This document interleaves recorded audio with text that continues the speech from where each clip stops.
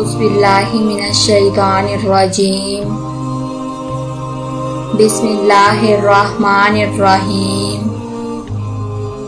अस्सलामु अलैकुम नाज़रीन, इस यूट्यूब चैनल पर आप सबको आज फिर से खुशामदीद। ये रमज़ान के दिनों में पढ़ने वाली दुआओं की सीरीज़ की 5वीं वीडियो है। इस वीडियो में मैं आपको 5वें रोज़े के दिन पढ़ने की दुआएं और इनके तरीके बताऊंगी। रमज़ान के 5वें रोज़े के दिन नमाज फजर के बाद अस्माउल हुस्ना 3 बार पढ़ें।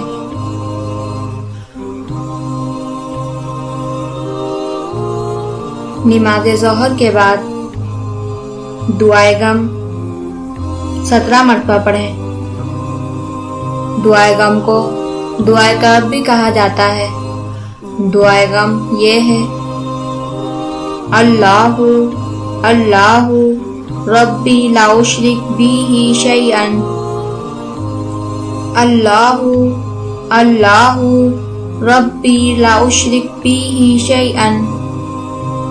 नमाज असर के बाद सूरह मुल्क 2 मरतबा पढ़ें। नमाज मगरिब के बाद दुआए मग़फ़िरत की 2 तस्बीह करें। दुआए मग़फ़िरत की तस्बीह ये है: अस्तग़फ़िरुल्लाहल्लज़ी ला इलाहा इल्ला हुवल हय्युल क़य्यूम व अतूबु इलैहि।